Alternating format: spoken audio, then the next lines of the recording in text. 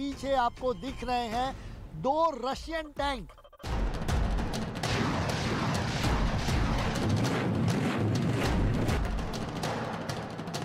हर तरफ सिर्फ और सिर्फ मलबा है। ये रूसी सेना का तांडव था, आप देखिए। और फिर हेलीकॉप्टर से भी यहाँ पर निशाना साधा जा रहा था, यानी कि हर तरफ से एक तरह से कहा जाएगा, उधर कोस्तुमल, इधर इरपिन और इधर मोशून।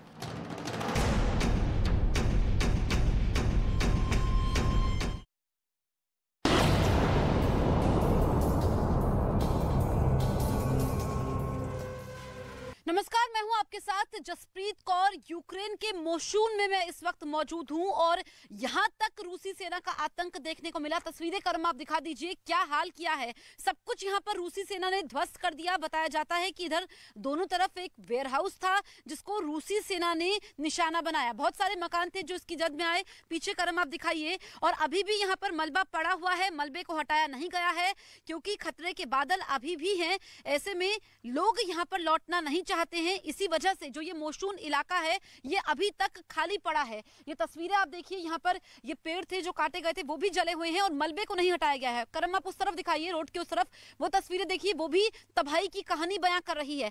हर तरफ ऐसी ही तस्वीर है। बहुत खूबसूरत ये इलाका है यूक्रेन का मोशून इलाका। यहाँ पर एक पास में झील भी है, लेकिन अब सब कुछ अस्त व्यस्त हो चुका है। और इस बीच आपको बता दें कि अमेरिकी खुफिया एजेंसी ने पुतिन के नए गेम प्लान के बारे में बताया है।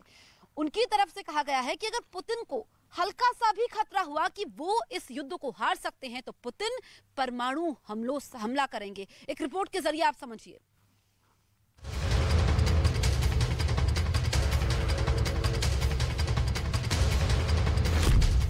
जारी है तबाही की भयंकर जंग। पुतिन के प्लान का पर्दाफाश। पुतिन का वॉर गेम।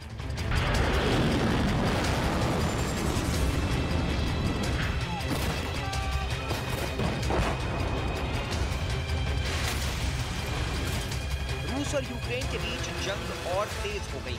अमेरिकी खुफिया एजेंसियों के हवाले से पश्चिमी मीडिया में छपी खबरों के मुताबिक रूस के राष्ट्रपति व्लादिमीर पुतिन अभी यूक्रेन के साथ जंग को रोकने के मूड में नहीं है।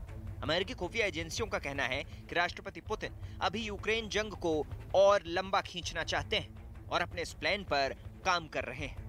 अमेरिका की NIA यानी राष्ट्रीय खुफिया एजेंसी के निदेशक एवरिल हेंस ने इस बात की चेतावनी दी कि रूस के राष्ट्रपति यूक्रेन जंग को जीतने के लिए कुछ खौफनाक और विनाशकारी फैसले भी ले सकते हैं।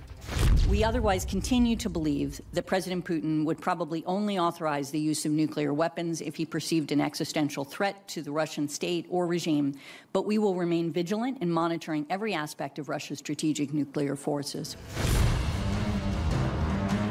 अमेरिका की NIA यानी राष्ट्रीय खुफिया एजेंसी के निदेशक एवरिल हेंस के मुताबिक रूस के राष्ट्रपति व्लादिमीर पुतिन डॉनबास इलाके में चलाए जा रहे रूसी सेना के स्पेशल अभियान के साथ यूक्रेन युद्ध को जल्द खत्म नहीं करेंगे। We assess President Putin is preparing for a prolonged conflict in Ukraine, during which he still intends to achieve goals beyond the Donbass. We assess that Putin's strategic goals have probably not changed, suggesting he regards the decision in late March to refocus Russian forces on the Donbass as only a temporary shift to regain the initiative after the Russian military's failure to capture Kyiv. Avril Haines के मुताबिक जब तक राष्ट्रपति Putin इस इलाके से Ukraine के पड़ोसी देश मोल्दोवा में रूस नियंत्रित क्षेत्र तक एक पुल नहीं बनवा देते, तब तक ये जंग चलती रहेगी। दरअसल अमेरिकी खुफिया एजेंसी को शक है कि राष्ट्रपति पुतिन अपने इस प्लान के तहत मोल्दोवा पर भी कब्जा करने का प्लान बना रहे हैं। We also see indications that the Russian military wants to extend the land bridge to Transnistria. And while the Russian forces may be capable of achieving most of these near-term goals in the coming months, we believe that they will not be able to extend control over a land bridge that stretches to Transnistria and includes Odessa without launching some form of mobilization. अमेरिकी खुफिया विभाग को लगता है कि रूस के राष्ट्रपति आने वाले वक्त में रूस में मार्शल लॉ लगाने का फरमान भी जारी कर सकते हैं। इसके साथ ही वो अपने देश को इस जंग के लिए लामबंद कर सकें। पुतिन यूक्रेन के लिए पश्चिमी देशों के समर्थन को खत्म या फिर कम करने के प्लान पर भी काम कर रहे हैं। अमेरिका का मानना है कि पुतिन ऐसी पैंतरेबाजी कर सकते हैं जिससे उन्हें लगता है कि कुछ पश्चिमी देश यूक्रेन का उतना खुलकर समर्थन नहीं करेंगे। जितना जंग की शुरुआत में कर रहे थे। And the current trend increases the likelihood that President Putin will turn to more drastic means, including imposing martial law, reorienting industrial production, or potentially escalatory military actions to free up the resources needed to achieve his objectives as the conflict drags on, or if he perceives Russia is losing in Ukraine. America ने रूस के राष्ट्रपति Vladimir Putin के plan का पर्दाफाश करने के साथ ही यूक्रेन की मदद को और तेज कर दिया। सैन्य सहायता के साथ ही अमेरिका के राष्ट्रपति जो बाइडेन ने यूक्रेन को 40 अरब डॉलर यानी करीब 3 लाख करोड़ रुपए की मदद के प्रस्ताव को मंजूरी दे दी। Centre for European policy analysis की अध्यक्ष एलिना पोलियाकोवा के मुताबिक अमेरिका यूक्रेन को सैन्य मदद के साथ ही आर्थिक सहायता इसलिए दे रहा है ताकि यूक्रेन अपनी रक्षा कर सके। यूक्रेन को दी जाने वाली इस आर्थिक मदद को अमेरिका की रिपब्लिकन और डेमोक्रेटिक दोनों ही पार्टियों के नेताओं ने अपनी स्वीकृति दी है। अमेरिका यूक्रेन पर रूस के हमले के खिलाफ एक संयुक्त मोर्चा बनाने की कोशिश कर रहा है। यूक्रेन को और आर्थिक मदद के ऐलान को 9 मई को मॉस्को में हुए शक्ति प्रदर्शन के जवाब के तौर पर देखा जा रहा है। इधर अमेरिका ने रूसी सेना पर गंभीर आरोप लगाए हैं कि रूसी सेना यूक्रेन में युद्ध अपराध और अत्याचार कर रही है, जिसकी वजह से यूक्रेन में बड़ा मानवीय संकट पैदा हो गया है। यूक्रेन के लिए नए आर्थिक मदद के प्रस्ताव को मंजूरी देने के साथ साथ अमेरिकी सांसदों का कहना है कि रूस के राष्ट्रपति व्लादिमीर पुतिन एक आतंकवादी की तरह फैसले ले रहे हैं। अमेरिकी सीनेट के दोनों सदनों का मानना है कि अमेरिकी संसद में जल्द ही रूस के खिलाफ एक प्रस्ताव लाकर उसे एक आतंकवाद को समर्थन देने वाला देश घोषित कर देना चाहिए। Last week, the Ukrainian parliament took a vote urging the U.S. Congress to designate Russia as a state sponsor of terrorism. So we heard their plea and we're answering their request. Today we will be introducing a resolution urging the Secretary of State and the Biden administration to designate Russia as a state sponsor of terrorism because they are. There is anybody who embodies terrorism and totalitarianism and torture, it is Vladimir Putin. And Russia, unfortunately, is in his hands. And so this resolution is absolutely appropriate, and it will put Russia outside the pale of civilized nations. सैन्य सहायता के अलावा America Ukraine को रूस के खिलाफ खुफिया जानकारियां भी दे रहा है। अमेरिकी मदद के कारण ही यूक्रेन रूस के कई सैन्य अधिकारियों को मारने के अलावा उसके कई युद्धपोत भी डुबोने में कामयाब रहा है। इतना ही नहीं, बाइडेन ने यूक्रेन का मनोबल बढ़ाने के लिए अपनी पत्नी जिल बाइडेन को भी यूक्रेन भेजा था। जंग के दौरान राष्ट्रपति जेलेंस्की ने यूरोप के देश माल्टा से भी अपील की। जेलेंस्की ने माल्टा से अमीर रूसियों को गोल्डन पासपोर्ट और उनको दिए गए दूसरे विशेषाधिकारों को निलंबित करने की मांग की है। Настав час зупинити чинні привілеї для громадян Росії, починаючи від паспортів з привілеями, так, золотих паспортів і закінчуючи подвійним громадянством. Не дозволяйте, будь ласка, використовувати себе. Не дозволяйте, будь ласка, використовувати свій острів. Перевіряйте, хто з росіян намагається сховатись, використовуючи саме вашу юрисдикцію і вашу землю. Блокуйте нерухомість, блокуйте яхти, рахунки, які належать росіянам, діяльність російських IT і блокчейн-компаній, російські пропагандистські канали. Це в Росії вже давно, у більшості це не просто бізнес. Це структури, пов'язані з агресивною російською. यूक्रेन के राष्ट्रपति वोलोदिमीर ज़ेलेंस्की के मुताबिक जंग की वजह से अगर यूरोपीय देशों के पोर्ट पर इसी तरह व्यापार बाधित रहा तो पूरी दुनिया में खाद्यान्न संकट पैदा हो जाएगा। ज़ेलेंस्की के मुताबिक यूक्रेन के पोर्ट्स को रूस के चंगुल से छुड़वाने के लिए पूरी दुनिया को कोशिश करनी चाहिए। यूएन के मुताबिक रूस और यूक्रेन में जारी जंग की वजह से 2.5 करोड़ टन अनाज यूक्रेन में फंसा हुआ है। इंटरनेशनल ग्रेन काउंसिल के आंकड़ों के मुताबिक यूक्रेन मक्का के निर्यात में चौथे स्थान पर है और गेहूं के टॉप 6 निर्यातक देशों में शामिल है। यूरोपियन काउंसिल का भी कहना है कि ओडेसा पोर्ट पर गेहूं और मक्का के गोदाम भरे पड़े हैं, लेकिन काले सागर में ब्लॉकेट की वजह से इसका निर्यात नहीं हो पा रहा और दुनिया को खाद्यान्न संकट का सामना करना पड़ रहा है। फिलहाल रूसी सेना यूक्रेन के ओडेसा शहर पर कब्जा करने के लिए उस पर ताबड़तोड़ हमले कर रही है। रक्षा विशेषज्ञों का मानना है कि ओदेसा पर रूस का कब्जा होते ही यूक्रेन पूरी तरह लैंडलॉक देश बन जाएगा। मतलब यूक्रेन का समंदर से होने वाला सारा विदेशी व्यापार बिल्कुल ठप हो जाएगा। और इतना ही क्यों, ओदेसा पर रूस के कब्जे का मतलब होगा कि ब्लैक सी में कोई भी देश रूस के दबदबे को चुनौती नहीं दे पाएगा।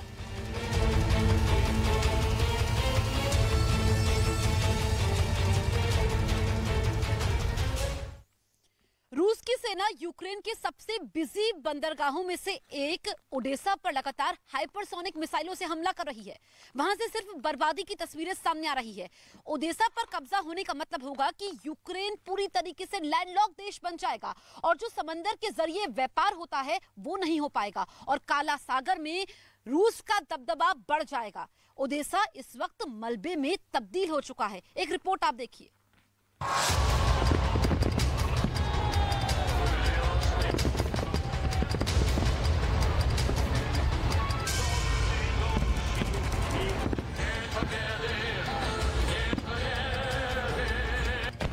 पहला हमला,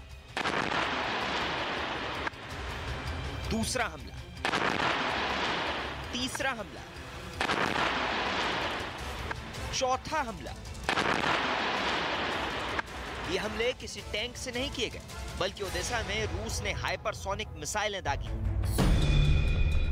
इन मिसाइलों का कहर आपके टेलीविजन स्क्रीन पर सामने है।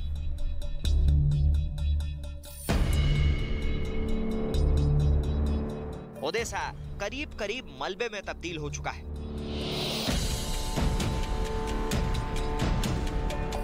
समंदर किनारे बसे शहर की खूबसूरती वीराने में बदल गई। ओदेसा के मेयर से सुनिए पुतिन के आक्रोश की तबाही और बर्बादी वाली दास्तां। Попала русская ракета. Всего было выпущено по Одессе 7 ракет. Данное предприятие, работающее предприятие, на котором шел рабочий процесс, погиб один человек, раненые, получили ранения средней тяжести. Ничего общего с военной инфраструктурой или с военными объектами это предприятие не имеет. Никаких здесь складов оружия, боеприпасов. रूस ने फिलहाल मारियुपोल और बर्दयांस्क जैसे बंदरगाह वाले शहरों पर कब्जा कर लिया है।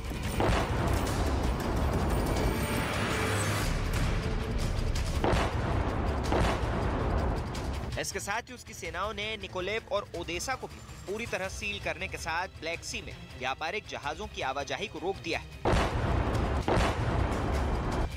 पुतिन मानकर चल रहे हैं कि जमीन पर अब तक नहीं झुके ज़ेलेंस्की समंदर को सील करने से सरेंडर के लिए मजबूर हो जाएंगे। पुतिन की सोच के पीछे की वजह को समझने के लिए आपको ओदेसा का भूगोल समझना बहुत जरूरी है। दरअसल ओदेसा यूक्रेन के सबसे बड़े बंदरगाहों में से एक है। खेरसोन पर पुतिन का पहले से कब्जा है और ओदेसा पर भी रूस नियंत्रण स्थापित कर लेता है तो यूक्रेन का काला सागर से संपर्क टूट जाएगा।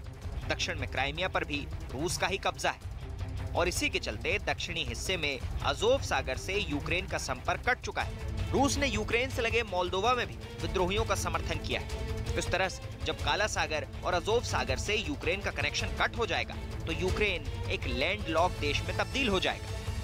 ओदेसा पर मिसाइलों की मार से ज़ेलेंस्की की कमर टूटना तय है, क्योंकि ओदेसा में पुतिन का पताका फहराने का मतलब सिर्फ यूक्रेन की हार नहीं होगी, बल्कि उन तमाम यूरोपीय देशों के लिए झटका होगा जो काला सागर के रास्ते यूक्रेन से राशन मंगवाते हैं। पुतिन को पता है कि जब से युद्ध की शुरुआत हुई है ज़ेलेंस्की यूरोप को राशन कम भेज रहे हैं और काला सागर के रास्ते हथियार ज्यादा मंगवा रहे हैं। इसी कनेक्शन को पुतिन काटना चाहते हैं और ओदेसा को मलबे में तब्दील कर रहे हैं।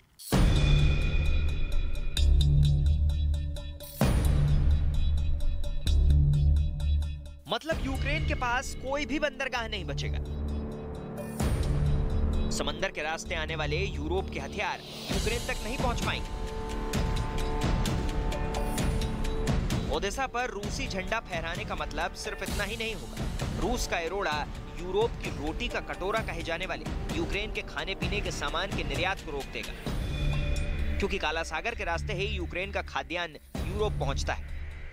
ये तथ्य है कि साल 2019 और 20 में यूक्रेन दुनिया का दूसरा सबसे बड़ा खाद्यान्न निर्यात करने वाला देश था। 2021 में उसका कृषि निर्यात करीब 25% तक बढ़ा। इसमें गेहूं, मक्का और दूसरे अनाज शामिल हैं। साथ ही सब्जियां और खाने वाला तेल भी वहां से बड़ी मात्रा में निर्यात किया जाता है। यही नहीं, यूक्रेन दुनिया का 5वां सबसे बड़ा चिकन का निर्यातक है।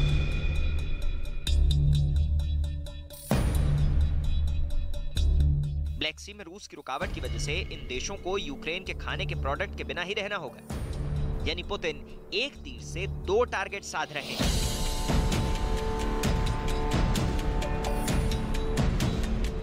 यूक्रेन को आर्थिक रूप से तबाह करने की और यूरोप पर यूक्रेन की मदद कोस तक नहीं पहुंचने देने की।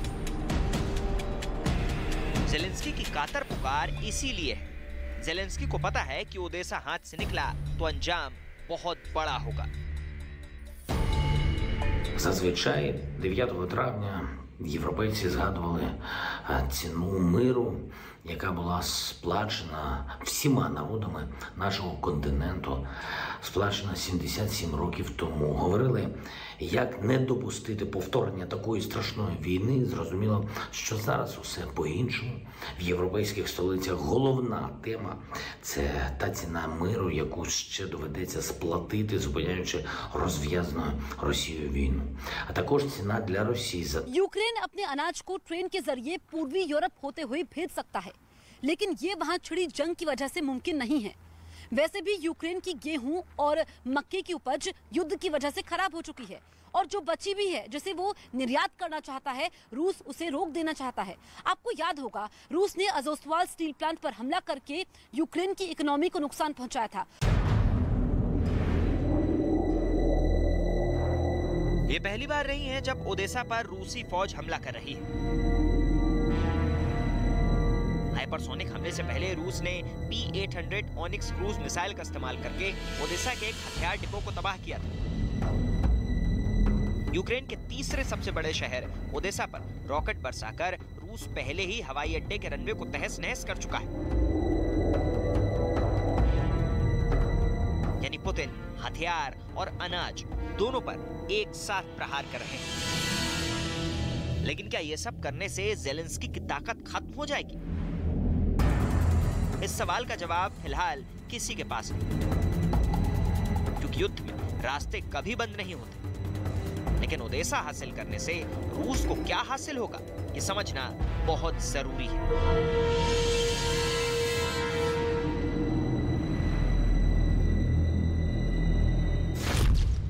ओदेसा यूक्रेन का सबसे बिजी बंदरगाह है। पूरे ब्लैक सी पर कब्जा बरकरार रखने के लिए ओदेसा पर कब्जा करना जरूरी है। यहाँ से मोल्दोवा को नियंत्रित किया जा सकता है, जिस पर पुतिन की नजर है। राइन डैन्यूब नहर ओदेसा से होकर गुजरती है। ये नहर मध्य यूरोप, मध्य पूर्व और एशिया से जोड़ती है। इसे दुनिया के सबसे अच्छे जलमार्गों में से एक माना जाता है। अगर राइन नहर को यूक्रेन खो देता है तो विदेशी व्यापार बंद हो जाएगा। रूस यूक्रेन युद्ध में पुतिन ने कई शहरों पर कब्जा किया, लेकिन ओदेसा और कीव अभी भी पुतिन की पकड़ से दूर है। ओदेसा पर लगातार मिसाइलों से हमला हो रहा है, लेकिन ओदेसा पोर्ट पर अभी भी यूक्रेन का झंडा है। रूस के विक्ट्री डे पर ज़ेलेंस्की वीडियो बना रहे थे। ज़ेलेंस्की को मालूम है कि ना तो रूस के हमलों की रफ्तार कम होने वाली है और ना ही यूक्रेन को यूरोप और अमेरिका से मिलने वाले हथियारों की सप्लाई कम होने वाली है। मतलब साफ है, ओदेसा अभी और झुलसेगा।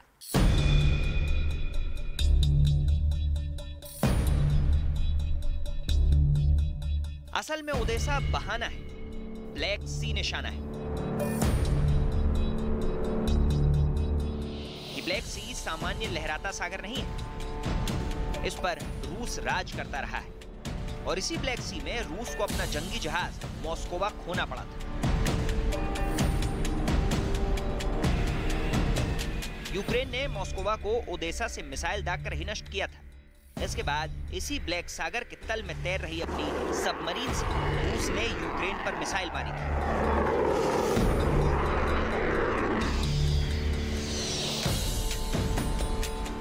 ओदेसा से कुछ ही दूरी पर रूस का सैन्य अड्डा सेवास्तोपोल भी है और कुछ ही दूर क्राइमिया है, जिस पर रूस का कब्जा है। ओदेसा पर कब्जे का ये भी मतलब होगा कि रूस का मारियुपोल से लेकर ब्लैक सागर के किनारे ओदेसा तक एक छत्र राज कायम हो जाएगा। पुतिन के लिए ओदेसा की अहमियत क्या है, इससे साफ है लेकिन सवाल यह है कि युद्ध की शुरुआत से ही पुतिन ओडेसा पर हमले करते आए हैं। शहर बर्बाद भी हुआ, लेकिन पुतिन की ख्वाहिश अब भी अधूरी है। अब देखना यह होगा कि ओडेसा कब तक अपनी आजाद फिजा का जश्न मनाता रहेगा, क्योंकि पुतिन अभी रुकने वाले नहीं हैं। अभी हाइपरसोनिक मिसाइल का इस्तेमाल किया है, बाद में किसी और घातक मिसाइल से ओडेसा पर प्रहार करेंगे। यूक्रेन के होरेंका गांव में लोगों ने अपनी जिंदगी के सबसे मुश्किल दिनों का सामना किया, जब यहां पर रूसी रॉकेट आकर गिरे थे। एक रिपोर्ट आप देखिए। इस वक्त मैं मौजूद हूं होरिंका गांव में और यहां पर मार्च की शुरुआत में हमला हुआ था, लेकिन बर्बादी के निशान अभी भी यहां पर मौजूद हैं। स्थानीय लोग बताते हैं कि जिस वक्त यहां पर रॉकेट दागे गए थे इमारतों में, जो तस्वीरें मैं आपको दिखा रही हूं, उसके बाद कुछ लोग ऐसे थे जो इलाका छोड़ करके चले गए थे, लेकिन कुछ लोग यहां पर मौजूद थे। और जो तस्वीरें मैं आपको दिखाने वाली हूं वो बतलाएंगी कि कैसे लोगों ने अपनी जिंदगी के सबसे बुरे दिनों को देखा। उन्होंने ये सड़क पर ही अपना ठिकाना बना लिया था। 2-3 दिन वो यहाँ पर रहे थे और यहीं पर खाना बनाते थे। देखिए, जुगाड़ किया गया, ये खाना यहाँ पर बनाया जाता था। ये कुल्हाड़ी आप देख सकते हैं, लकड़ियां काट करके इनको जला करके यहाँ पर खाना बनाते थे। ये बर्तन आप देख सकते हैं, देखिए इसी में खाना बनाया जाता था। और यहाँ पर बाकी सामान भी पड़ा हुआ है, गद्दे यहाँ पर पड़े हैं, लोगों के कपड़े आप देख सकते हैं। ये छोटे बच्चे की कुर्सी आगे नजर आ रही है, पानी की बड़ी बोतल नजर आ रही है। बहुत सारा सामान है जो वो छोड़कर चले गए। बहुत मुश्किल वक्त उन्होंने बताया। ये आप देख सकते हैं आलू, ये आलू अभी भी यहाँ पर पड़े हुए हैं, क्योंकि जिंदगी को यहाँ पर दोबारा बसाना काफी मुश्किल है। करम, आप उस तरफ की तस्वीरें दिखाइए। ये देखिए कि पूरा इलाका इस वक्त खंडर में तब्दील हो चुका है और बिल्डिंग अब इतनी मजबूत नहीं रही है। ऐसे में लोग डरे हुए हैं। युद्ध अभी भी चल रहा है और ये जो तस्वीरें हम आपको दिखा रहे हैं कि यहाँ पर सारा सामान बिखरा हुआ है, लेकिन जब यहाँ पर लोगों को बिजली नहीं मिल रही थी, खाने का सामान तक नहीं पहुँच पा रहा था, तो लोग पलायन कर गए। फिर यहाँ से भी चले गए। सड़क पर जो जुगाड़ किया था वो 2-3 दिन तक रहा और फिर यहाँ से चले गए, क्योंकि मोशून वहां से यहाँ पर रॉकेट दागे जा रहे थे सीधे। और बताया ये जाता है, जो स्थानीय लोग बता रहे हैं, कि एक रॉकेट मोशून से यहाँ पर नहीं दागा गया, कई सारे रॉकेट यहाँ पर दागे गए थे। कैमरा पर्सन करम सिंह के साथ जसप्रीत कौर, न्यूज़ 18 इंडिया।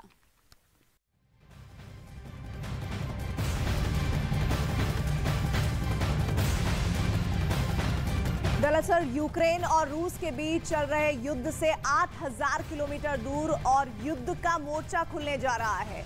रूस और जापान साउथ चाइना सी में आमने सामने खड़े हो गए हैं। ये रिपोर्ट देखेंगे तो आपको पता चलेगा कि क्यों इस जंग में समुराई योद्धाओं के शामिल होने की बात चल रही है।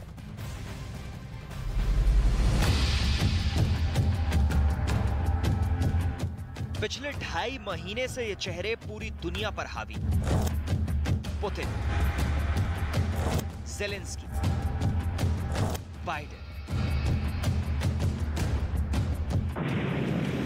जब यूरोप सुलग रहा है, जब यूरोप एक बहुत बड़े युद्ध की चौखट पर बैठा हुआ है, तो पुतिन और ज़ेलेंस्की के साथ बाइडेन की भी चर्चा हो रही है।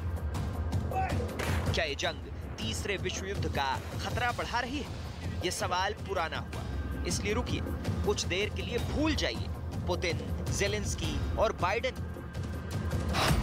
भूल जाइए कि पिछले 2.5 महीने में क्या हुआ। कुछ देर के लिए भूल जाइए रूस, यूक्रेन, नेटो और अमेरिका को, क्योंकि इस वक्त दुनिया की 2 और बड़ी ताकत टकराती हुई नजर आ रही है।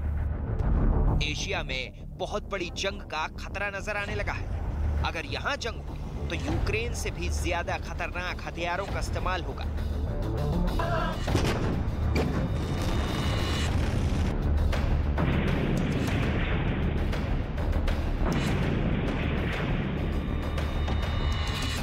अगर यहां युद्ध शुरू हो गया तो यूक्रेन की तबाही मामूली लगेगी। अगर यहां हमले हुए तो रूस से भी ज्यादा खतरनाक मिसाइलों और फाइटर जेट्स का इस्तेमाल होगा, क्योंकि इस वक्त एशिया की 2 बड़ी पावर चीन और जापान आमने सामने आ चुके हैं। शी जिनपिंग और जापान के प्रधानमंत्री फुमियो किशिदा के बीच बड़ी टक्कर का खतरा बढ़ गया है।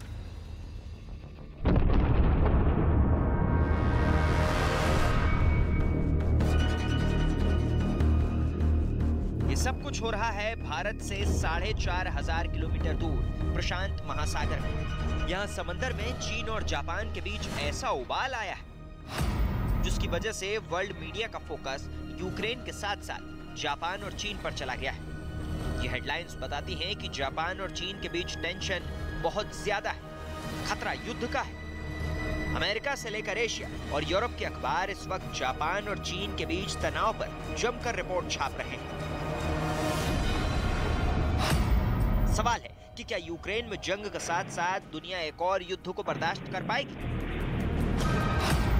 हमारे सामने दो बहुत बड़े देश, दोनों ही ताकतवर हैं। यहाँ रूस और यूक्रेन वाला मुकाबला नहीं, बल्कि चीन और जापान की शक्ल में टक्कर, दो बड़ी अर्थव्यवस्था वाले देशों और दो बड़ी मिलिट्री पावर के बीच युद्ध का खतरा बढ़ने लगा है। चीन और जापान की टक्कर को कैसे देखा जा रहा है, वो भी समझिए।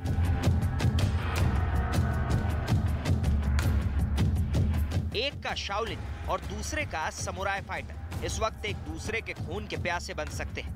ऐसा हुआ तो एशिया में यूक्रेन से बड़ी कयामत आएगी।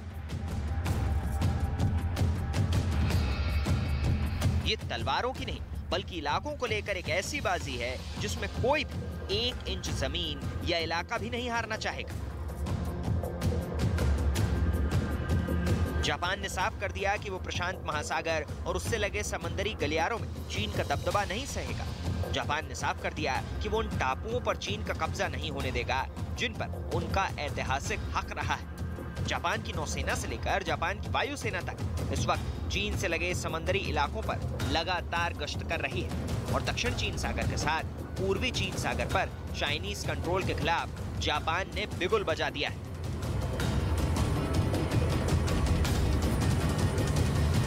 自由で開かれたインド太平洋の実現に向けた協力を重層的に進めていくことを確認いたしました。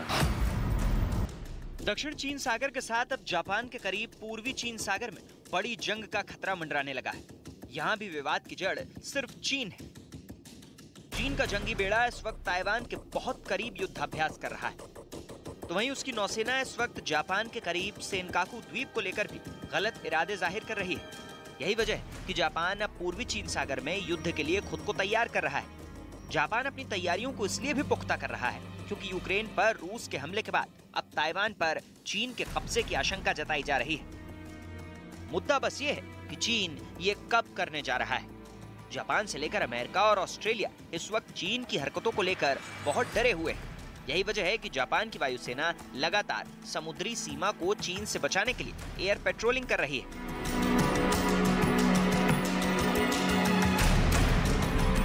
इसमें जापान के F-15 फाइटर जेट भी शामिल है, जो जापान ने अमेरिका से खरीदे थे। ये हर लिहाज से चीन के किसी भी फाइटर जेट के मुकाबले बेहतर लड़ाकू विमान माने जाते हैं।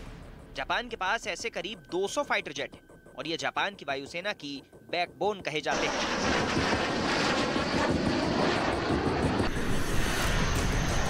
इसके अलावा जापान के F-2 फाइटर जेट, जो अमेरिका के F-16 की नकल कहे जाते हैं, वो भी लगातार जापान के आसमान और पूर्वी चीन सागर के आसपास गश्त लगा रहे हैं।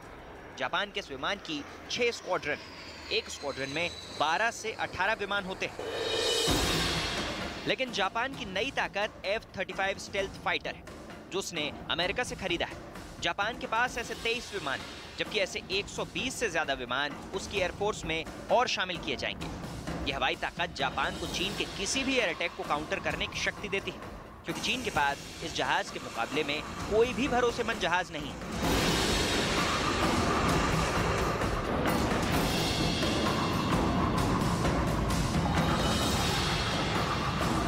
चीन में उसके J-20 स्टेल्थ फाइटर और उसकी खूबियों को लेकर पहले से कई शक जताए जाते रहे हैं।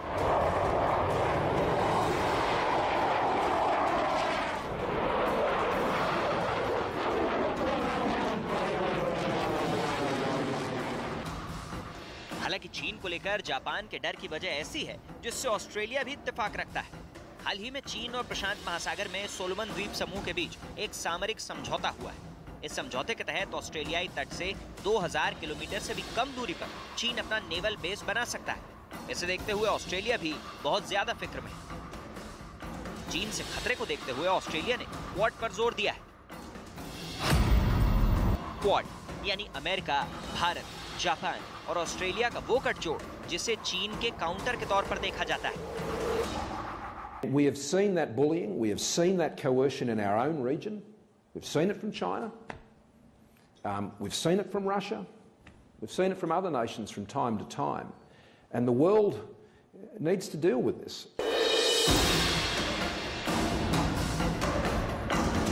यानी प्रशांत महासागर में चीन की नौसेना की बढ़ती ताकत को लेकर जो खतरा जापान को है, वही खतरा अब ऑस्ट्रेलिया को भी नजर आ रहा है। लेकिन उससे पहले समझिए कि जापान को चीन से क्या खतरा नजर आ रहा है। इस मुद्दे को कम वक्त में बहुत ही डिटेल में दिखाने की कोशिश करते हैं। इसे बहुत गौर से देखिएगा, क्योंकि दोनों देशों के बीच युद्ध के खतरे का इससे गहरा ताल्लुक है। जापान को लग रहा है कि चीन ताइवान पर जल्दी युद्ध छेड़ सकता है। जापान के प्रधानमंत्री फुमियो किशिदा कह चुके हैं कि ताइवान में शांति और स्थिरता जापान की सुरक्षा के लिहाज से भी अहम है और वो चाहते हैं कि ताइवान को लेकर शांतिपूर्ण ढंग से समाधान निकाला जाए। 日方如果真的希望东亚和平稳定，就应该立即停止挑动大国对抗，多做有利于增进地区国家间相互信任、促进地区和平稳定的事儿。 जापान और चीन के बीच बड़ा ट्रिगर पॉइंट यूक्रेन में चल रहा युद्ध भी बन चुका है, क्योंकि चीन ने इस मसले पर एक तरह से रूस का विरोध ना करके उसका खुला समर्थन किया है। और जापान को लगता है कि अगर ताइवान को लेकर युद्ध हुआ तो व्लादिमीर पुतिन भी इसी तरह शी जिनपिंग की हाँ में हाँ मिलाएंगे। यानी रूस और चीन की आपसी करीबी भी जापान को बहुत ज्यादा टेंशन दे रही है। सोलोमन आइलैंड और चीन के समझौते ने जापान की फिक्र बढ़ा दी है। सेनकाकू द्वीपों पर चीन के दावों से जापान पहले से ही गुस्से में है। इसलिए जापान और चीन के बीच बर्निंग पॉइंट सिर्फ ताइवान ही नहीं, सेनकाकू द्वीप भी बन सकते हैं।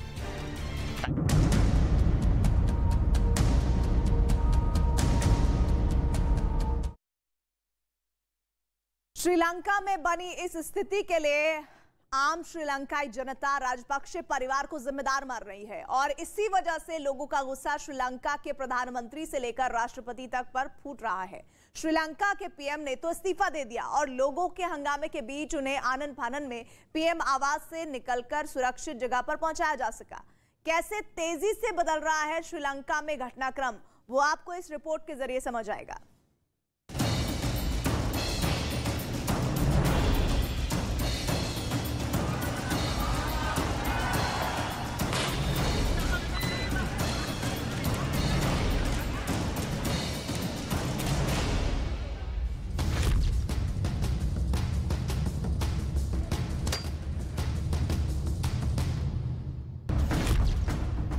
जनता का गुस्सा।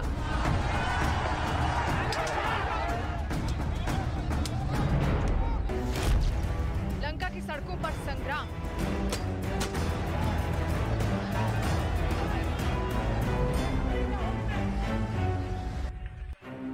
जिन नेताओं की वजह से श्रीलंका के लोग कंगाल हुए, उन नेताओं के खिलाफ है ये गुस्सा। ऐसा गुस्सा कि प्रदर्शनकारियों की भीड़ मंत्रियों को भी नहीं बख्श रही है, सांसदों की जान ले रही है और प्रधानमंत्री के आवास को आग के हवाले कर रही है।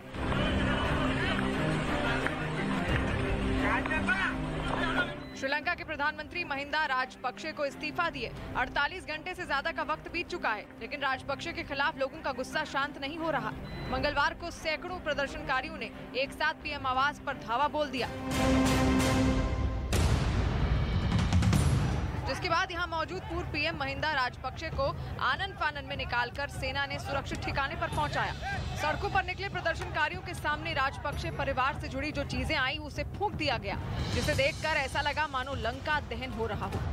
इस बीच प्रदर्शनकारियों को भनक लगी कि पूर्व पीएम को सेना नेवल बेस पर लेकर गई है, जिसके बाद नेवल बेस के बाहर सैकड़ों प्रदर्शनकारी इकट्ठा हो गए।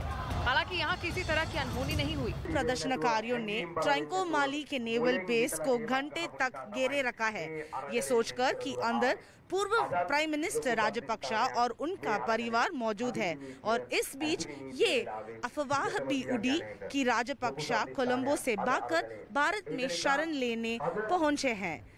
हालांकि इंडियन हाई कमीशन ने ऐसे अफवाहों का खंडन किया। प्रदर्शनकारियों ने राष्ट्रपति गोटाबाया राजपक्षे का घर भी नहीं बख्शा। गोटाबाया राजपक्षे के घर के बाहर लोगों ने प्रदर्शन किया और इसके बाद उनके आवास पर चढ़ने की कोशिश करने लगे और जब पुलिस ने उन्हें रोका तो बात बढ़ गई और देखते ही देखते लंका आग की लपटों में जलने लगी। पुलिस ने लोगों पर पानी की बौछार और डंडे बरसाए, लेकिन वो नहीं रुके। आग बबूला लोग पुलिस से उलझ गए। राष्ट्रपति गोटाबाया राजपक्षे के घर के बाहर जुटे बहुत सारे लोगों को गिरफ्तार भी किया गया, लेकिन प्रदर्शन नहीं रुका। लोगों को जो दिखा उन्होंने उसे आग के हवाले कर दिया। ये राजधानी कोलंबो की तस्वीरें हैं। यहाँ एक पूर्व मंत्री की कार को उठाकर प्रदर्शनकारियों ने झील में फेंक दिया। जिस वक्त ये सब कुछ हुआ उस वक्त पूर्व मंत्री अपनी कार में ही बैठे थे। श्रीलंका में जारी प्रदर्शन के बीच अब तक 12 पूर्व मंत्रियों के घर जलाए जा चुके हैं। श्रीलंका में अब तक 12 से ज्यादा मंत्रियों के घर जलाए जा चुके हैं। एक सत्ताधारी सांसद को भी गोली मारे जाने की खबर है। प्रदर्शन के दौरान पूर्व पीएम महिंदा राजपक्षे के पैतृक घर को भी लोगों ने फूंक डाला और अब प्रदर्शनकारी राष्ट्रपति गोटाबाया राजपक्षे के इस्तीफे की मांग कर रहे हैं। देश में इमरजेंसी जैसे हालात के बीच सेना ने सुरक्षा का मोर्चा संभाल लिया है। 12 मई की सुबह तक कर्फ्यू लागू रहेगा।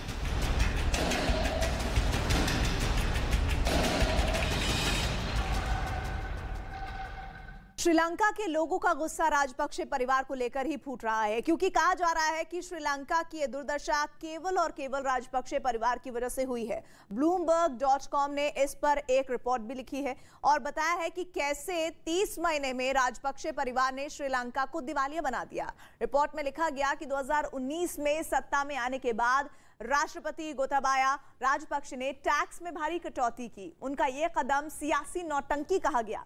खुद उनकी सरकार के वित्त मंत्री ने इसे खतरनाक बताया और सरकार की लापरवाही बोला, क्योंकि राजपक्षे सरकार ने वैट को 15% से घटाकर 8% कर दिया, जिसके बाद सरकार को मिलने वाला रेवेन्यू कम हो गया।